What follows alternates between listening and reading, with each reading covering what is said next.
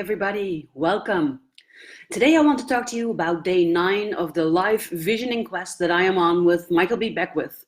And he talks today about race consciousness, about malign hypnotism, about emotional contagion, and about compulsive behavior. And I would first like to explain to you what is race consciousness.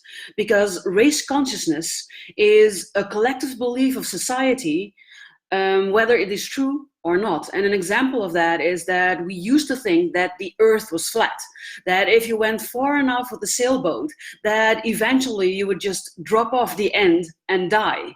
That was a collective belief of society that turned out to not be true. And if this is news to you, and you know it by now. And another example is that I was told when I was growing up to always make sure that I covered myself really well and to not put myself in a draft because I then would catch a cold. Or that if I sat on a really cold a wall or a step or a bench or something really cold, that I would get a bladder infection because the cold would go up into my body through the urethra. And those are both also myths, and that is race consciousness. So today he invites us to look at what race consciousness beliefs we have. And I did look at myself, and I don't think I do have race consciousness beliefs because I have always been a person that is not following the herd. I've always asked why. Why do we think the earth is flat? Why do we think we fall off at the end? Why do we think we get a cold when we are standing in a draft? Why do we think we get a bladder infection when we sit on this cold wall? I've never just I think that people who take all these things as a truth, to me, they have always seemed gullible, and I've never seen myself as gullible. I've always questioned why things are the way they are. Why do we say these things? Why do we just throw them out like they are the truth, the only truth that there is? And I talked about this previously in another HSP TV episode, and it was about rules, bullshit rules.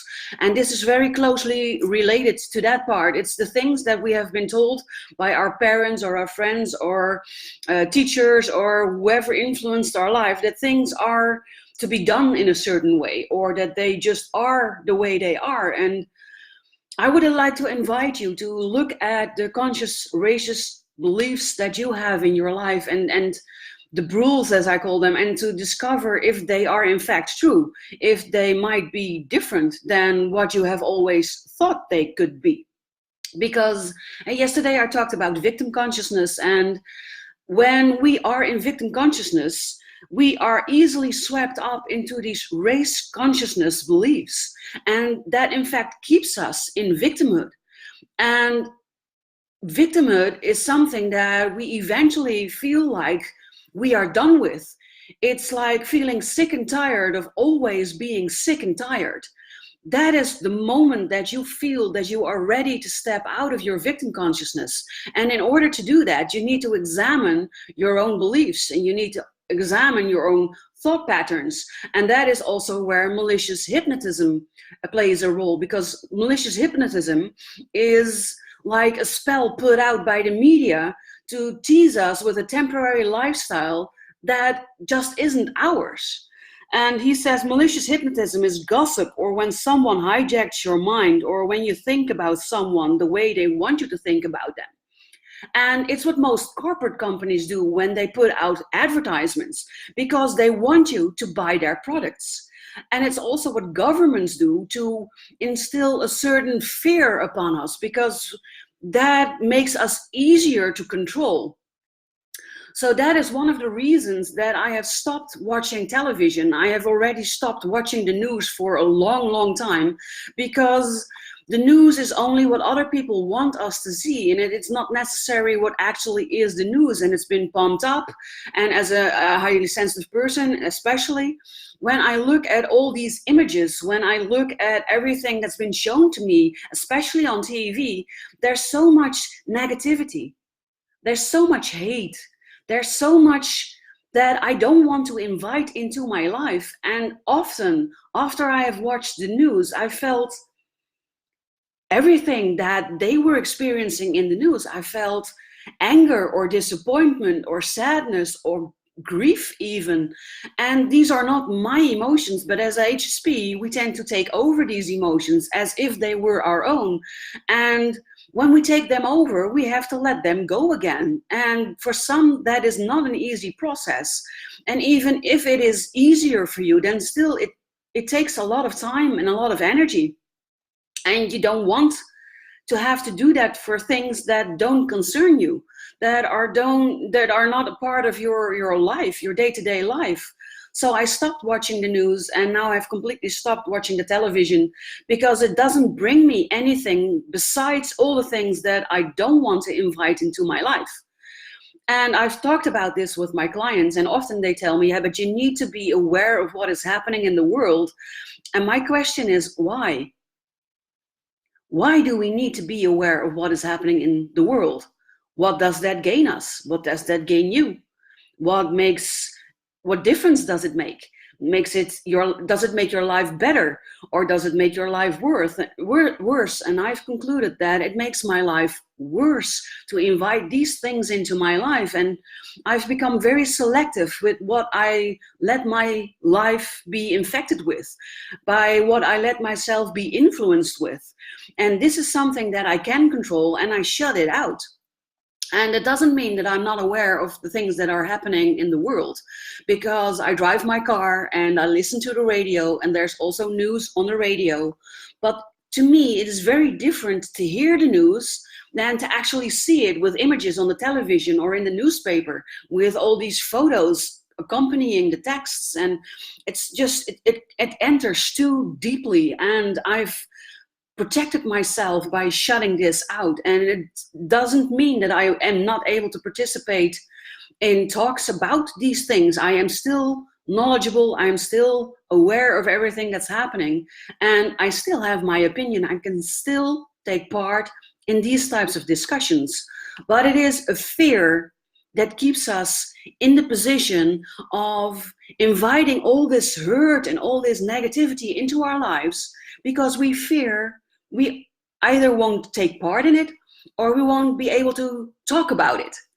But why do we want that?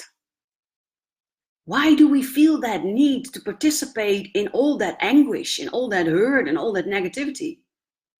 It's something to think about. And he says, we are also subjected to what he calls emotional contagion.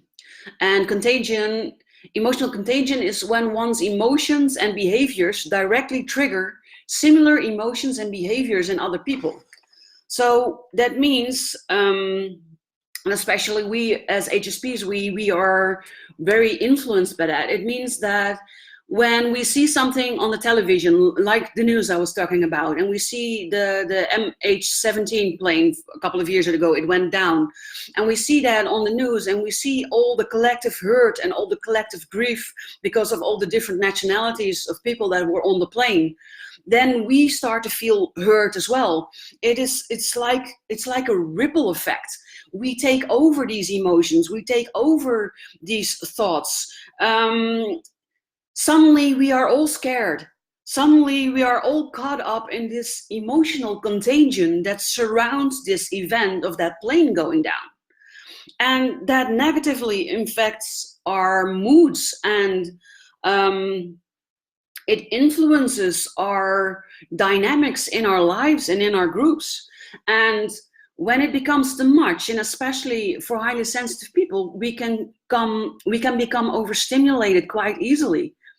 When it becomes too much, we often tend to exhibit compulsive behaviors, or we go towards addictive behaviors, like drinking too much alcohol, or drug abuse, or buying stuff to make yourself feel better, overeating, doing too much sex, for instance, or let's see, did I miss something? constantly checking our social media and then also measuring our worth and our value according to what we see there. And this is all addictive behavior designed to not have to deal with the emotions that you are feeling at that time. It's all designed to distract you from having to deal what is actually there in that moment. From it hinders you from being present in the now. So it hinders you from being mindful, and it keeps you from being yourself. It keeps you available to the race consciousness, to the general beliefs that might not be true. And thus it keeps you in victimhood, in victim consciousness. It keeps you as a victim. So the way out of that is to embrace your fears and embrace your doubts, and to look at them objectively, maybe more like a spectator with the bird's eye view, and then just dealing with them, handling them. And yes, that isn't easy. It's very confrontational, and often we trick ourselves into not doing it with this addictions or this compulsive behaviors. So it can be really beneficial if you find someone who can help you deal with these things. And that is something I would love to help you with. So if you feel like you are sick and tired of being sick and tired of always experiencing this negativity, these things that you don't want to happen in your life, and if you feel that you are ready to move on, to embrace your fears, to embrace your doubts, and to take that next step into being your true, authentic self, then I would love to hear from you. I would love to connect you. I would love to get to know you. And I would definitely love to help you if you would allow me to help you. Thank you for watching, and I'll see you again tomorrow.